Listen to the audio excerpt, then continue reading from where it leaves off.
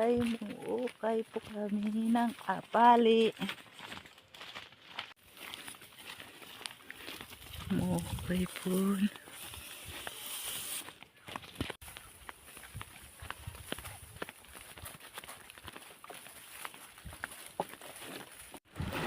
Ayan po ang aming minukay. Makikita po ninyo sa video. Pinagtsatsagaan ng aking nanay ang panguhukay ng apali. Ayan, at nandito po kami sa gubat. Manghuhukay ng mga apali. Yan, makikita po natin sa video. Ayan, ito yung apali. Yan, ang tinatawag sa Tagalog na apali. Mahirap po kayo, maraming dinig. Pero pinagtsatsagaan. Yan, makikita po natin. Ayan. Ito. Ayan. Ayan, ganun lang po kahit mahirap ang buhay namin. Ayan, ay makikita po natin kung ano ang ginagawa para sa gubat.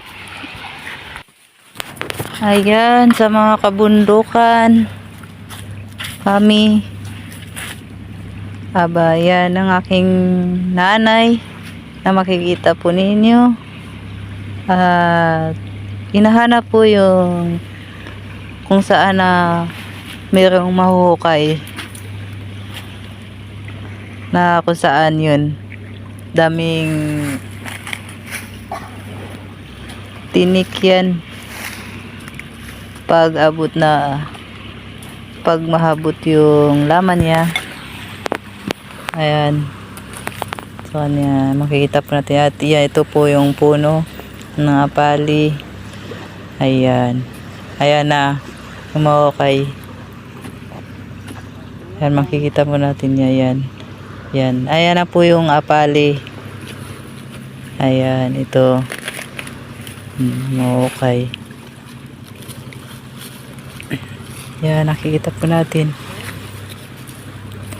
kung gaano ang buhay. Pinagtsatsagaan na lang. Ay, tiyaga. Ganito talaga yan. Ang pagtsatsaga ng Pilipino. Ng mga Pilipina. Philippines people. Ayan. Yun ang apali. Napakalaki naman na nakuha.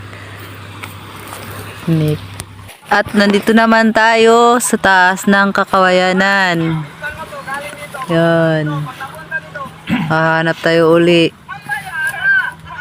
At yan. Yan, isang galon na tubig ang aking daladala. Bawa na. Yan. Yan na po yung nahukay. Banayan. Apali. Yan ang sa amin. At yan ang sa amin. At isang alos kalating sako na naman. Isa kay ate. Yan ang aking nanay at pinsan ng aking sama. Grabe talaga ang pawis ko sa kabundukan. Napakainit pati. Ayan, yan.